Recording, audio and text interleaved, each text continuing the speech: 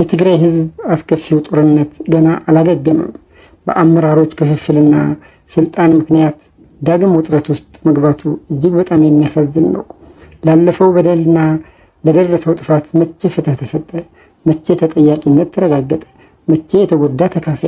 ለመሆኑ እነዚያ አስከፊ የጨለማ ወራት እንዴት ተረሱ? እነዚያ በሰላም መጥፋትና ጦርነት ምክንያት ሴቶች በግፍ በጭካኔ የተደፈሩበት፣ ወጣቶች የተረሸኑበት፣ ብዙዎች ደም የፈሰሰበት፣ በርካቶች ሀገራቸውን ጥለው የሸሹበት፣ ህፃናት ያለቁበት፣ እናቶች ልጆቻቸውን ተሸክመው መግቢያ ያጡበት፣ አዛውንቶች በመጦሪያ ዕድሜያቸው የጦርነት ሰለባ የሆኑባቸው ወቅቶች ከመቼው ተረሱ?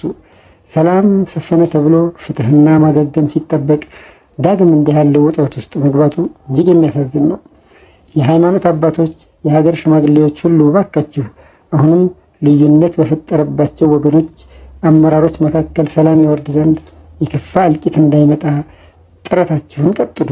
የእርስ በርስ ልዩነቱና ያለው አጠቃላይ ሁኔታ ለእያንዳንዱ ሰርግና ምላሽ ሆኖለት ዳግም የከፋ የደም መፋሰስ እስኪመጣ በጉጉት እየተጠበቀ ነው።